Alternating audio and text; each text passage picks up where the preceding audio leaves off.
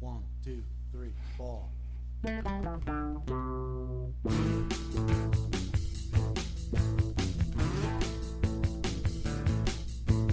gave you all I had to give, and I done the best I can.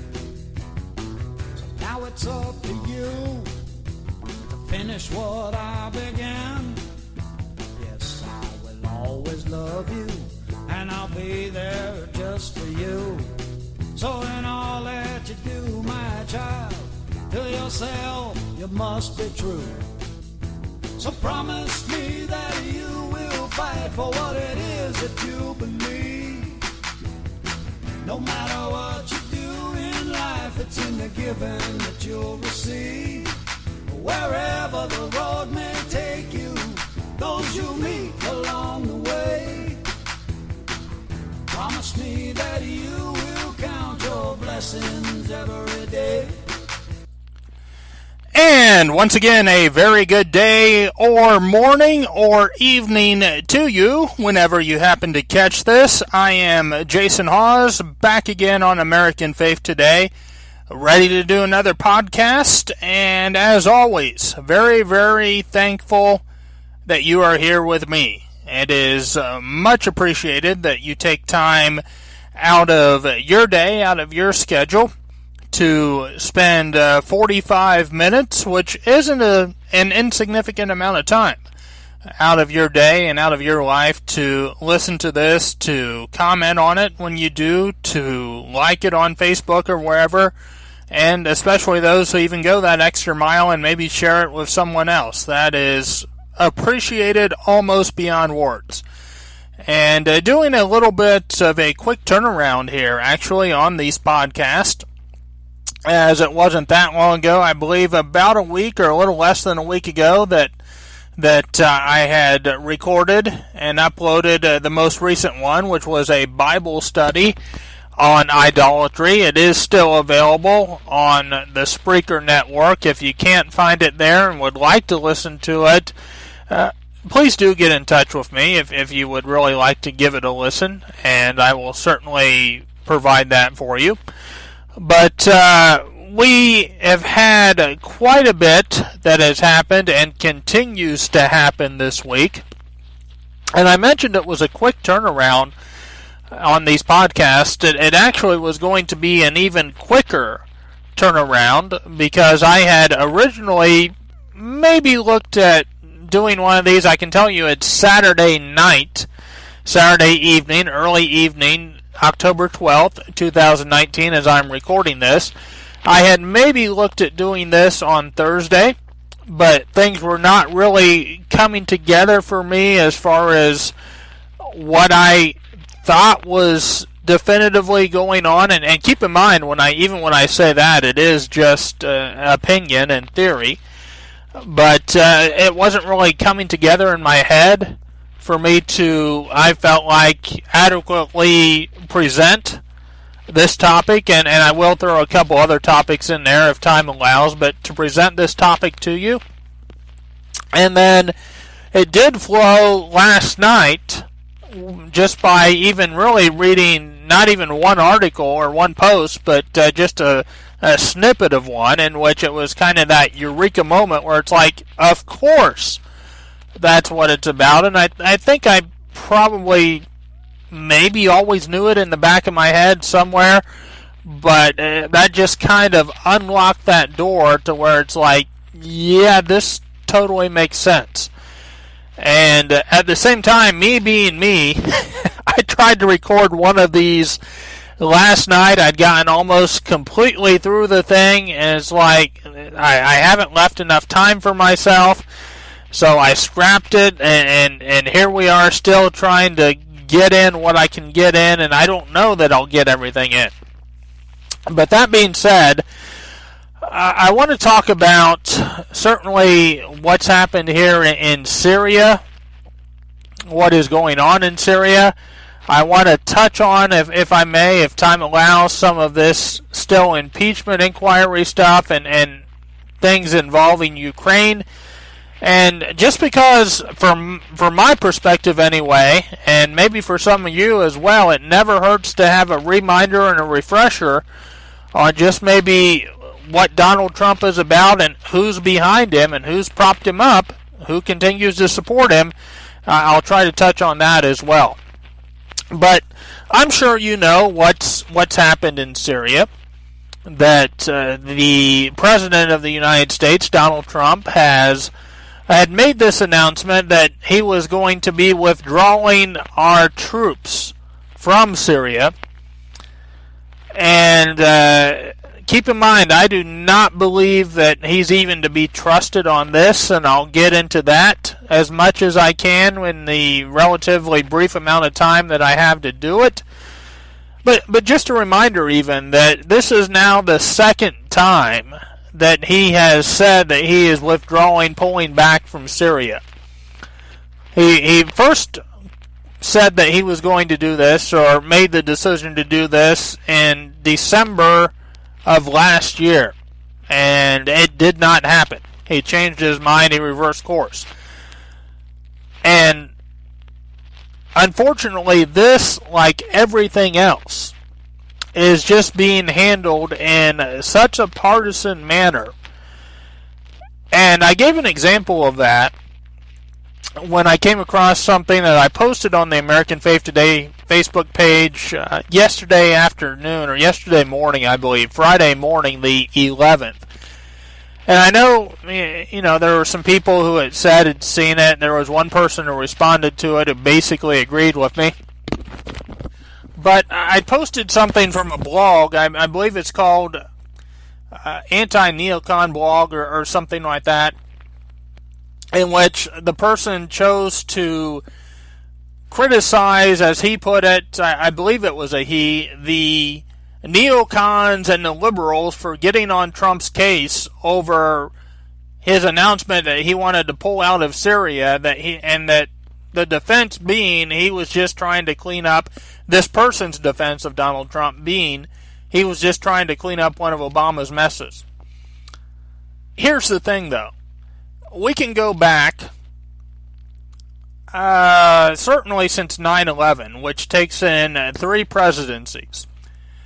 The presidency of George W. Bush, the presidency of Barack Obama, the presidency of Donald Trump. 9/11 happened, and it certainly was planned, and again, for time's sake, and not the show to get into it, but it certainly was planned. It was not necessarily planned, certainly, by radical Muslims. It was planned, I believe, by Israel's Mossad and our CIA. But, and again, that at one point, certainly, I would have probably considered myself crazy to even believe such a thing or say such a thing. No more. But nevertheless, we know 9/11, the Twin Towers fell. We know after 9/11, almost immediately after 9/11, George W. Bush decided to go into Iraq. A lot of people were confused by it, didn't agree with it. In the beginning, maybe nobody, because there was this moment of unity on and after 9/11, in which everybody, I think, was maybe kind of like, okay, well, we'll see what happens. And then as it drug on, more and more people were against it. Us being there. Us going in there to start with. And you had the end of Bush's presidency, and you have Obama's presidency. And you have Obama basically making the decision, or making the statement, and making the claim that he was going to withdraw or begin to withdraw from Iraq. Well, not only, of course, did that in the end not really happen, certainly we didn't totally get out of Iraq, he created another mess in Syria. And now you have, so the pattern being, you had Obama trying to clean up Bush's mess and creating another mess in that same part of the world. Now you have the claim by Trump defenders that he's trying to clean up Obama's mess, and yet, rest assured, he still has his eye, because his handlers still have their eye on Iran. So, and the point being, these messes are never cleaned up. We never bring the troops home. We never completely vacate these areas. And we create messes in that same part of the world that Trump said he was going to, wanted to pull completely out of. We create messes elsewhere in the Middle East. It doesn't matter if it's a Democrat president. It doesn't matter if it's a Republican president. As I just said, you had the same pattern with both. A pattern of lies, a pattern of false claims, and a pattern of creating even bigger messes in that same region of the world. But the thing about it, too, is while Trump campaigned, and this is what had me stumped, that while Trump campaigned on basically being a non-interventionist, Trump as his president has been anything but. Because again, I continue to go back to this seemingly.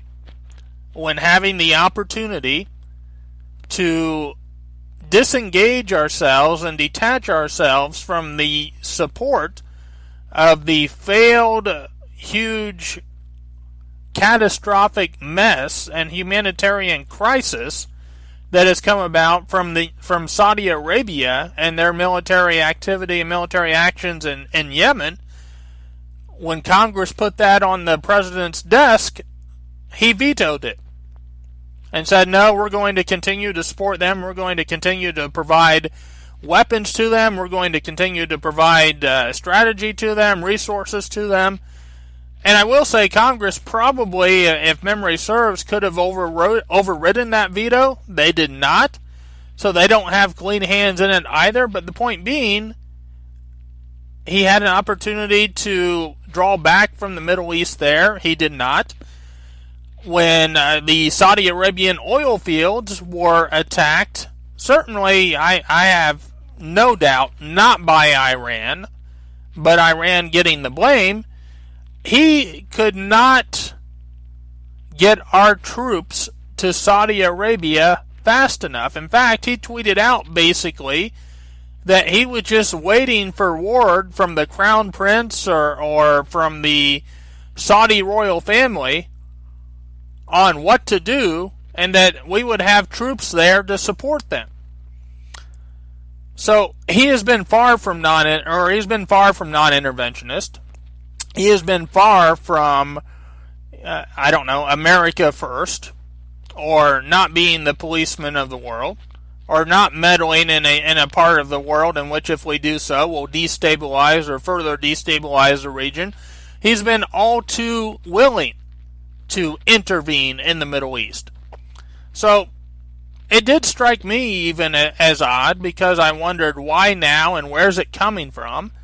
I thought perhaps with this impeachment inquiry stuff that maybe it was an appeal to his base in some way to say, hey, I'm still out here trying to do what I promised I would do, but they won't let me, and now they want to impeach me.